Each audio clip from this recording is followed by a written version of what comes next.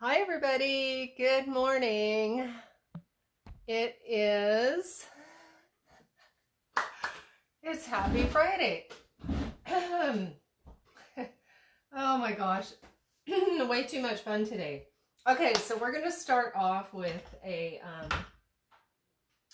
couple things. I'm gonna work with the beets first, and no, maybe I won't. I'm just thinking that the beets are going to stain my cutting board, and so let's do this. Let's take this cutting board here or because it's probably going to spread. It doesn't matter. You know what? Oh my gosh. Hi, Jane. I don't know what to do with the beets. Okay, you know what? I'm just going to bleach it out afterwards. And so with the beets, we're going to make a beautiful beet salad here. And I'm feeling a little scattered this morning, but that's okay. So let's just do that. I have a beet. This is a raw beet for raw beet salad, and so I'm going to spiralize it. And here we go. Okay, so try to do a few raw things today with a beautiful beet salad, and then we're going to add some onions to it and some maple syrup and things like that. So isn't it awesome? This is just such a great machine. I really, really love it. It works really well, and it makes beautiful shredded whatever it is that you want to do. And you could add, if you wanted to do, you could add carrots to this. You could add, well, it's not making noise anymore. Okay. Are you all done? Oh, there we go. I wasn't pressing hard enough. This is a lot easier to do if you're standing up. Okay, so we have our beautiful spiralized beets here. And I'm going to just set this over here for now. And then get my little knife out here. I have such a tiny little workspace. Okay, so we have the beautiful beet salad. Super simple. It's an easy thing to do. You can add anything to this. You could add zucchini, you could add carrots. What we're going to do is we're going to add onions. And what I'll do is just chop these onions. I was actually thinking of adding onion and then just spice it up a little bit. Kind of like a, hey, Monique, hi, good morning. So yeah, just spice it up a little bit, with some cinnamon and, kind of like the pickled beets-ish that that's a little bit of a theme that we've been working on this week. And so it'll be similar, but it'll be raw, which is super good for you. So, okay, I think I want to go this way with them. I'm just looking to see, because most of the time I have them scored and then they go into little chopped bits. Now, see, this is going to look really cool because the beets are already staining the onions. So I don't want too much here. It's all stuck. The onion has a funny little, it's stuck on the end. That's weird. Okay, so we're just going to add a little bit of this. Not too much. I don't want it too overpowered with onion flavor, although raw onions are good for you. They're very anti-inflammatory and antihistamine as well.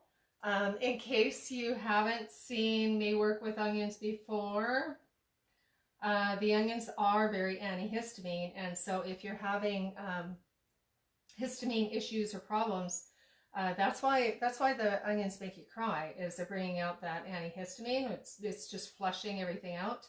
There's actually a scientific explanation for that, but I'm not going to go into that right now. I'm just going to say that if you needed to have your sinuses cleared, you could use either onions or horseradish.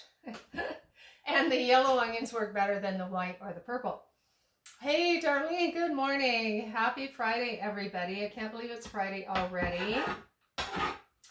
Okay, so I'm just going to put this in the bowl and mix it all together. And of course, you know, everything was washed and clean with the beets being washed, and but this is raw.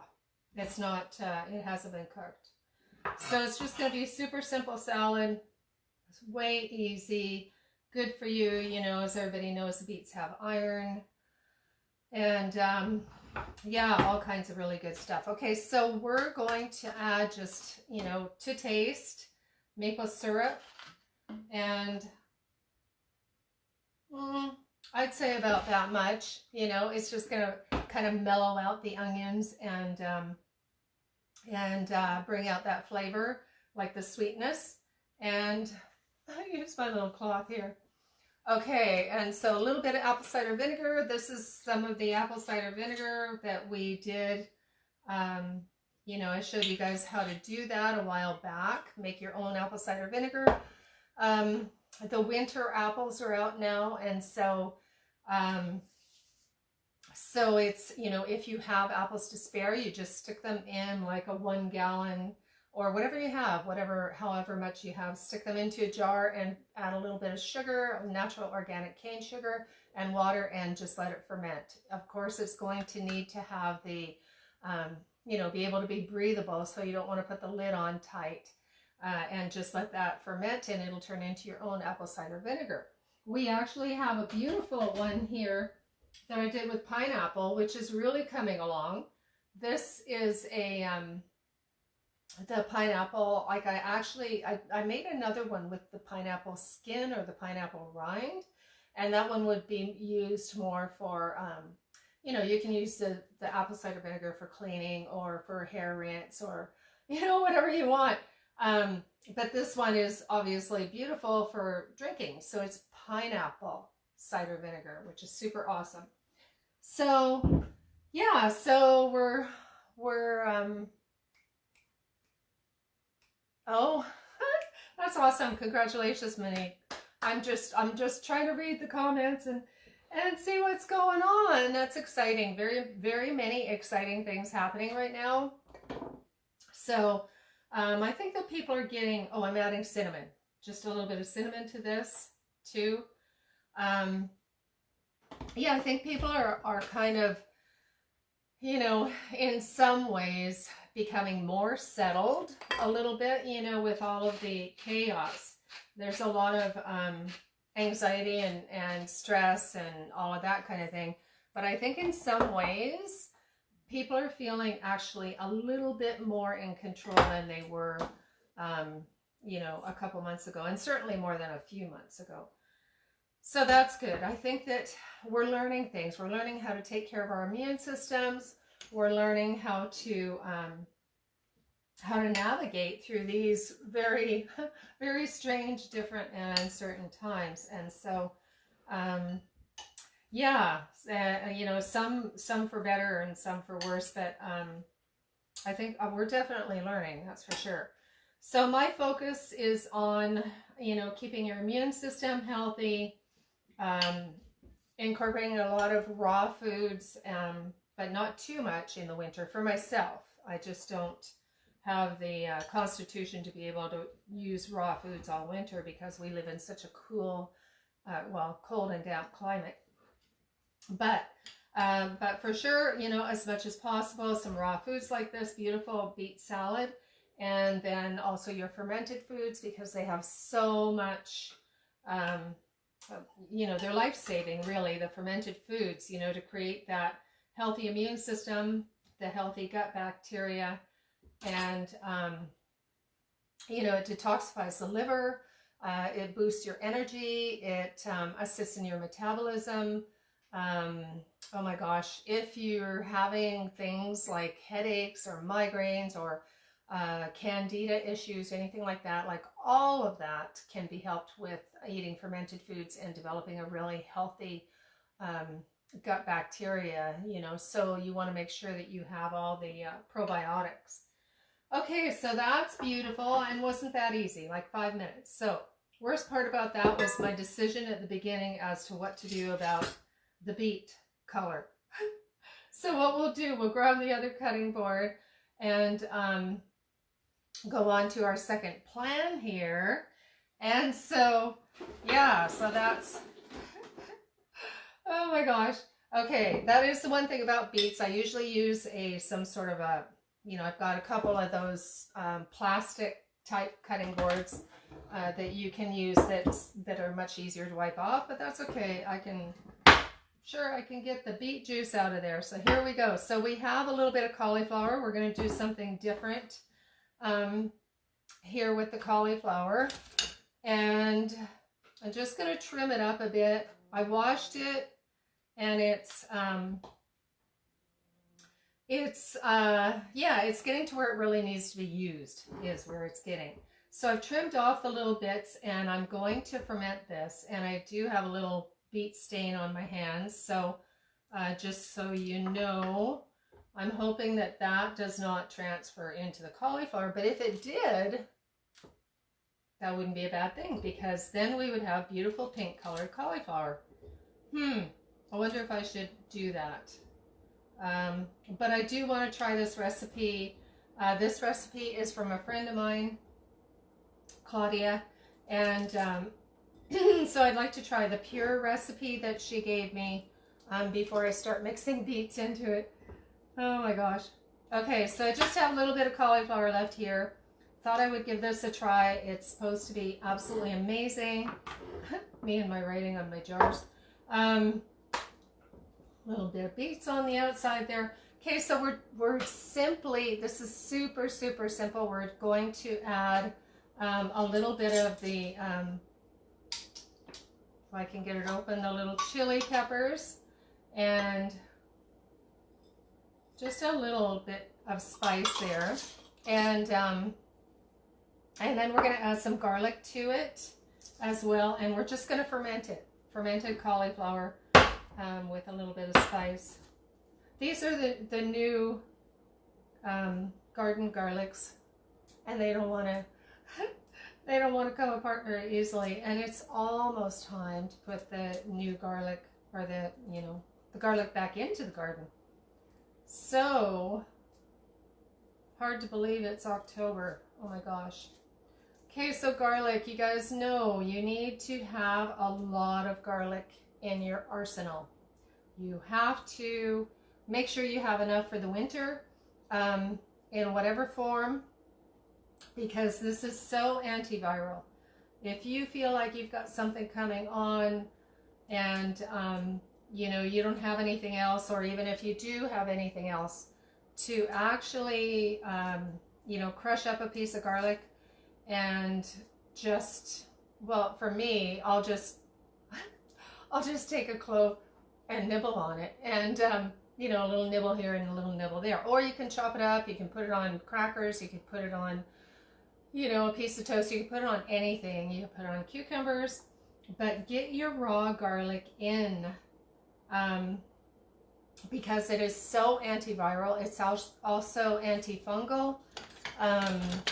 It's just really super amazing. One of the things that I haven't done this year, but that I'm going to do, because I like to do it every winter, is to actually tincture the garlic. So if you put the garlic in alcohol, and you can do this, like for me, I'm doing it medicinally, like for medicinal purposes, and I'm also using it in my different herbal formulas. So I use a vodka because I don't want any other flavors in there. I want to know,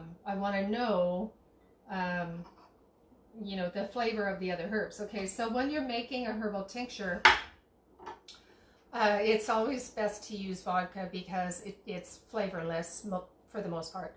And so when you know that the tincture is ready is when you can taste just herb. You don't taste any alcohol. So vodka is a good way of doing that if you're first starting out and learning how to make tinctures.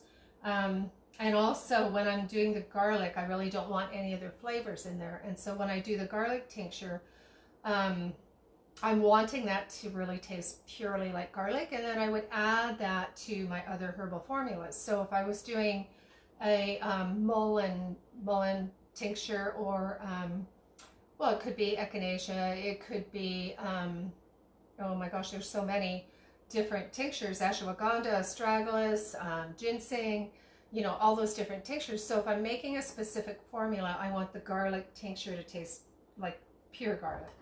So, and if you do that, okay, I remember what my point was. My point was that if you take the garlic and you want to tincture it, but you want it to have flavor and have it by itself, you could tincture it in wine, you could tincture it in, you know, brandy or something else that you like and enjoy. So that turns it more into like a cordial, sort of an elixir or a cordial, where you're getting your benefits of your garlic, but it's you know, easier to take if it's in something that you like to drink and that's fairly yummy.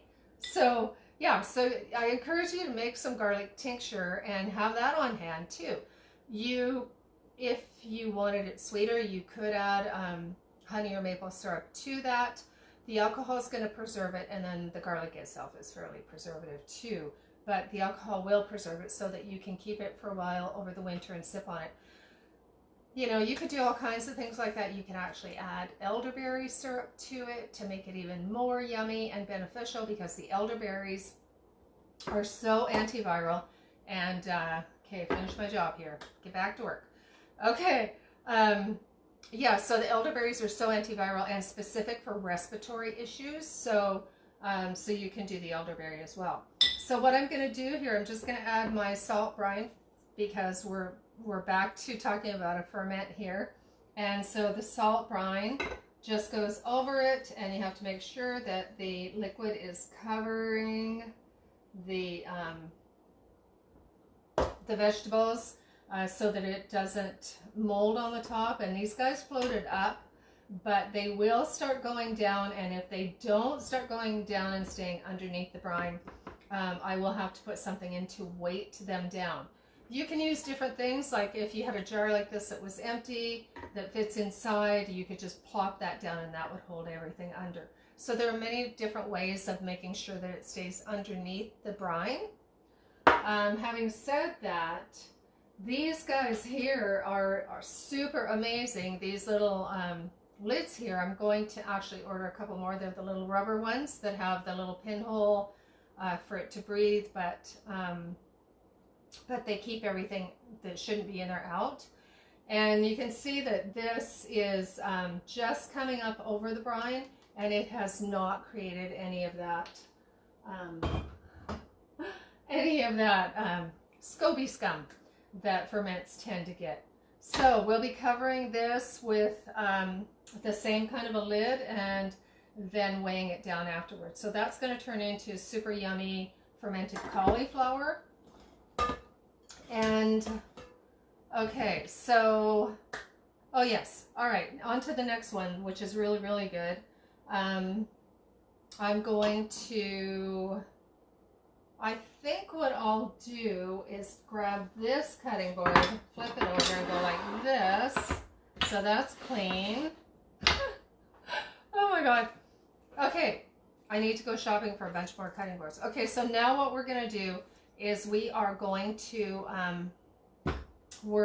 get a clean knife, a new one again, so there's no contamination, and we're going to make fermented onions and turmeric, and it is truly amazing. Again, this recipe is from my friend Claudia, and so I was really excited. You know, it's so exciting to have you guys sending me suggestions and sharing recipes and things that you do that would be a really fun thing for someone else to try and for me to try. And yeah, so, you know, like I have to tell you guys, the apple jalapeno sauce turned out absolutely to die for. It is so good. So that's a really good recipe. I don't know that I put the whole recipe on there, but I remind me to do that, because that is just an awesome one to have, the jalapeno. It was just apples, like you make the apples, you smash them up, and like you're making applesauce, and then you just add a bunch of jalapeno peppers or whatever peppers you want that are hot. And I did use I used a raw organic sugar in it. Actually, I made 2 batches. One batch I used the coconut sugar, and the other batch I used the raw organic sugar. And it just turned out absolutely to die for. So, yeah, so it's a super good recipe. What was the other thing that we made last week? And I'm getting my my antihistamine tears here, throwing my onions around. And the other thing is, if you do, which I didn't, but if you do put your onions in the fridge, it tends to stop the gas. It's called something scientific. Oh my gosh, you guys, you have to refresh my memory. I can't remember the whole explanation on why this happens, but you can Google it. You can Google it. Oh my gosh. Okay. There we go. Carefully. And so what we're going to do is we're going to, I have a couple things of salt brine here, so I think I'm just going to put that right into the brine instead of using another jar. So we're just going to drop these guys. Actually, you know what? Let's add the turmeric first. So we're going to just put in a level tablespoon of turmeric in this. And so the turmeric has the anti-inflammatory properties. It has the curcumin. So it's just like so healthy and amazing. And when you're adding the turmeric, you need to also add the black pepper to activate it, right? And so just gonna put, oops, yes, that's right. I have one of these with white pepper in it too, and red pepper. So for a minute there, I thought I was using the wrong one. Okay, so the turmeric's going to activate for anti-inflammatory. The onions are also anti-inflammatory. So this is like a super awesome recipe for, you know, if you wanted to add them to, once they're fermented, if you want to add them to salads, you know, I mean, you can eat them straight up in a bowl as a little pickly side dish, all that kind of thing. So these are really amazing, and you can mix them in with pretty much anything. I actually have another onion that I cut up earlier, so I'm gonna, might as well fill that up a little bit more. Actually, I will peel this first. So yeah, so that's something to have on hand. You know, you could even take these onions out and use them in a stir fry. You could use them in a soup. They're going to be just so healthy and beneficial. Of course, because they're fermented, you don't really want to cook them too much, you know, because the value of the raw ferment will disappear if you do cook them. But you could, you know, for flavor or whatever. And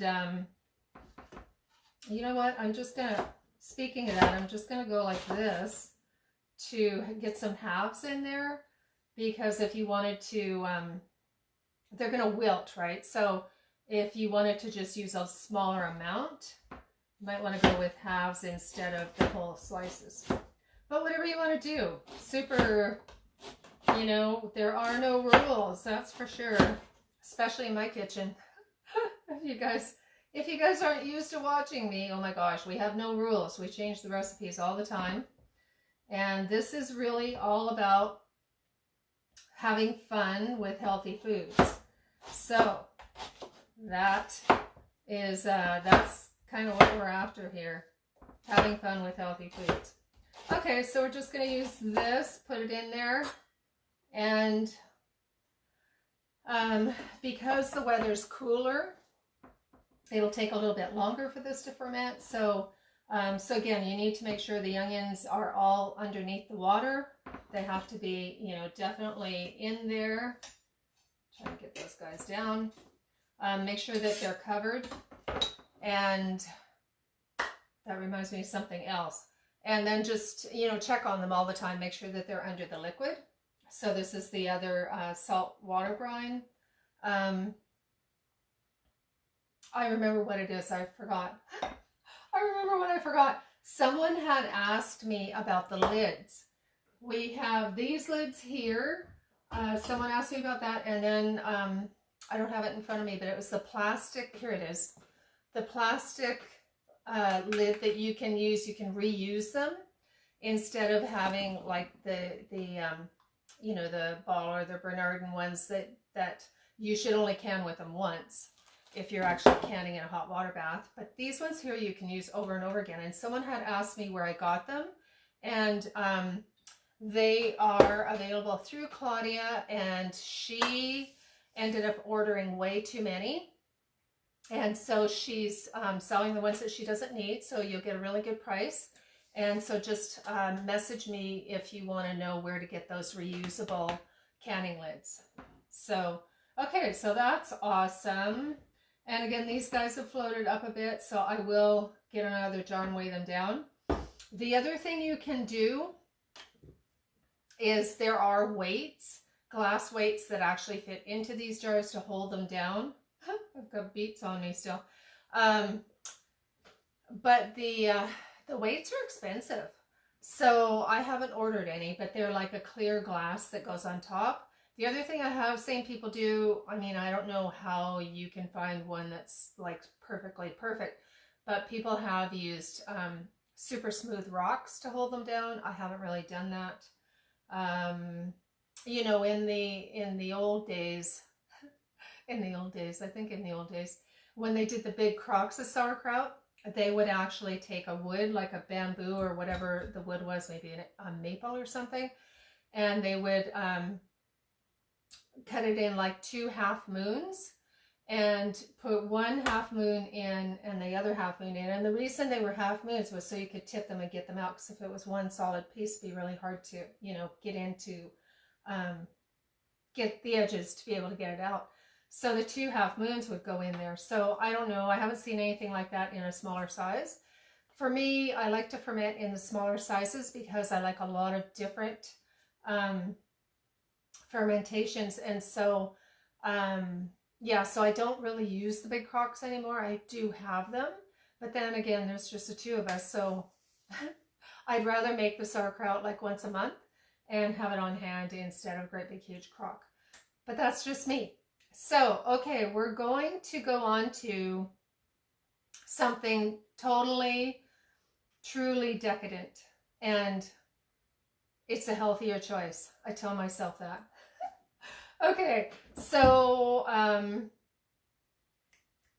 okay, what we're going to do here, I'm just looking, I did get, okay, let me move stuff around here. I did get a magic bullet, another one, and now I'm just trying to remember which lid goes with which machine, because I have the other machine, which is a miracle blender. So this seems to fit on here. Okay, we're good. I think we're good. If not, I'll switch it around. I have lots of the little jars. Okay, we're going to do something different here. We're going to just ignore the onions. Make sure none of the onions touch this, because I don't want to ruin it. It's going to be fabulous. And so what we're going to do is this is the coconut milk that you get in the can, and I opened it up and I used a little bit on something else yesterday. So we're going to go with the straight coconut milk, which is actually more like a coconut cream, and this particular one is the Thailand one. I can't remember the name of the brand, and so it's super thick because a lot of the coconut canned milk has like half water, half coconut water and half cream, and these are really, really creamy. So this is kind of super decadent. So what we're going to do here is put this in I'm going to, I think I can fit it all in there. Okay, and this is going to be a dessert for 2 people, even though I could easily eat the whole thing myself. But that is pretty rich. It's a very rich, decadent dessert. It really is. And, but to me, it's a better choice than anything dairy. So, so I'm talking myself into that and believing it, because there are probably a lot worse things that you could eat. Okay, so we're going to add the cocoa to it, and so I'm going to guess that's like 3/4, maybe 3/4 of a cup of coconut cream. I just love this super rich flavor, so I'm going to add a heaping tablespoon of cocoa, pure organic cocoa, and a little bit of maple syrup. I keep laughing because I know how this turns out.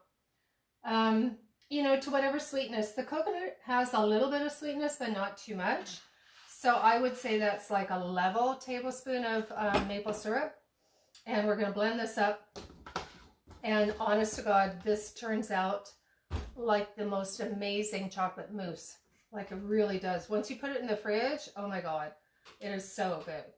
Okay, so I'm hoping this is the right blender. Let's see. Yep.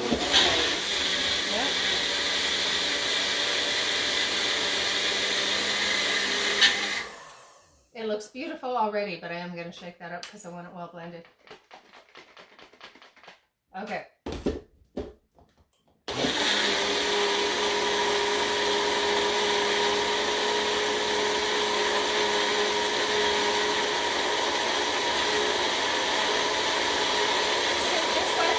For about a minute, get all the air bubbles in it.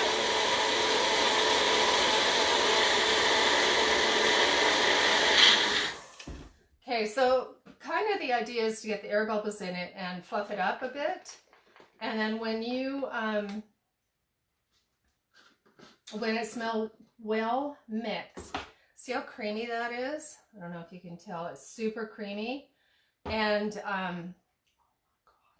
it is just like, I could just drink the whole thing right now. Okay, so, but I won't. But I might have a couple little tastes after. So you put it in, and this looks like a pudding.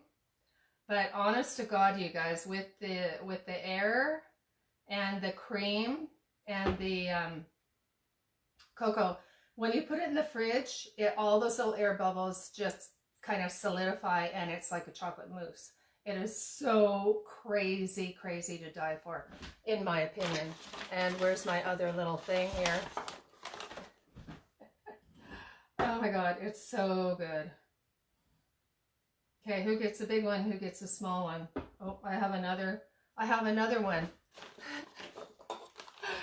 So if there's only 2 of us in the house, and there's 3 of these, guess what's going to go missing before dinner time? This could be my breakfast. No, my brunch. Oh my God. Okay, you guys, this is, you've got to try it. And I know it is like almost a whole can of coconut cream, but in my heart, I think that that's much healthier than many other creamy, oily things that you could eat. Coconut's good for you, you know. Okay, anyway, that's too much fun. All right, so thank you for hanging out. That was really fun. We will see you Monday morning at 11, and have a really, really great weekend, you guys. And yeah, we'll see you then. Take care and have a really good weekend. Check out my Instagram, share these videos, and go to my YouTube and subscribe. Okay, see you Monday morning.